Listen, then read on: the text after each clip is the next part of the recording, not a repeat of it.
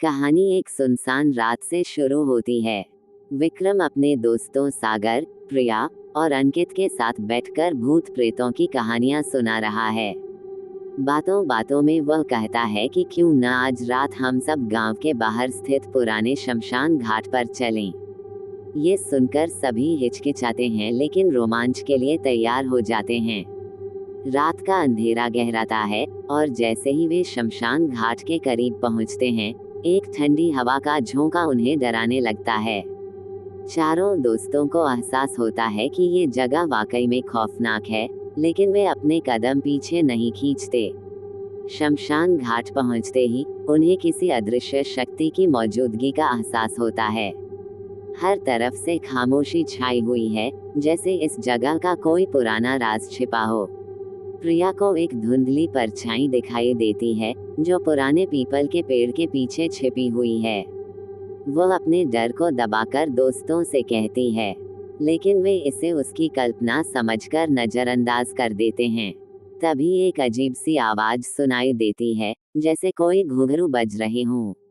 विक्रम इसे हवा में बज रहे पत्तों का शोर कहकर बात टाल देता है, लेकिन प्रिया की बेचैनी बढ़ती जाती है। आधी रात होते होते चारों को एक अजीब सी आहट सुनाई देती है, जो एक साथ कई आवाजों में बदल जाती है। सागर अपने टॉर्च की रोशनी में देखता है कि एक सफेद साड़ी में लिपटी हुई एक स्त्री उनके पास आ रही है। उसके चेहरे पर गहरी चोट के निशान हैं और आंखें लाल हैं जैसे खून की प्यास हो।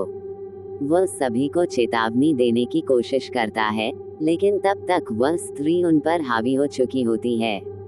उसकी आवाज में इतनी दहशत होती है कि सभी को जड़ से हिला देती है। सब दौड़कर वहां से भागने की कोशिश करते हैं, लेकिन रास्ता जैसे बंद हो जाता है।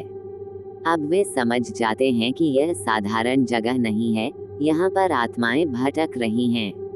भागते भागते उन्हें एक पुराना कब्रनुमा पत्थर दिखाई देता है, जिस पर किसी स्त्री का नाम लिखा होता है। सागर को एक पुराने किस्से की याद आती है, जिसमें कहा गया था कि एक स्त्री, चंद्रिका, जो अपने जीवन में बहुत कष्ट में मरी थी, उसने कभी शांति नहीं पाई और शमशान घाट पर ही बस गई। उसकी आत्मा आज भी यहाँ भटकती है और हर किसी से बदला लेने की कोशिश करती है।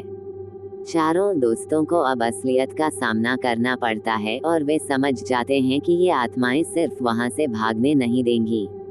प्रिया को महसूस होता है कि चंद्रिका सिर्फ बदला लेने वाली आत्मा नहीं है, बल्कि वह अपने साथ हुए अन्याय की गवाह है। प्रिया उससे संवाद करने की कोशिश करती है और उसे न्याय दिलाने का वादा करती है। तभी चंद्रिका की आत्मा का दर्द उन पर हावी हो जाता है। एक के बाद एक अजीब अजीब घटनाएं होने लगती हैं, जैसे कि शमशान में हर आत्मा उनसे संपर्क करने की कोशिश कर रही हो। विक्रम को महसूस होता है कि यहाँ से बच निकलने का सिर्फ एक ही तरीका है, चंद्रिका की आत्मा को मुक्त करना। प्रिया एक दीपक जलाकर और फूलों का भोग लगाकर चंद्रिका से माफी मांगती है और उसका दर्द समझने का भरोसा देती है। आखिरकार चंद्रिका की आत्मा शांत होती है और एक भयंकर गर्जना के साथ वह शमशान से गायब हो जाती है। सभी दोस्तों को शांति का एहसास होता है और वे जल्दी से वहां से निकल जाते हैं। घटना के बाद सभी दोस्त मानते हैं कि उन्होंने एक भयानक अनुभव का सामना किया है। गांव वाले अब भी उस शमशान घाट को रात के समय जाने से बचते हैं। हर पूर्णिमा की रात चंद्रिका की रोती हुई आवाज आज भी सुनाई देती है, मानो वह अपने साथ हुए अन्याय को दुनिया को बताने की कोशिश कर रही हो।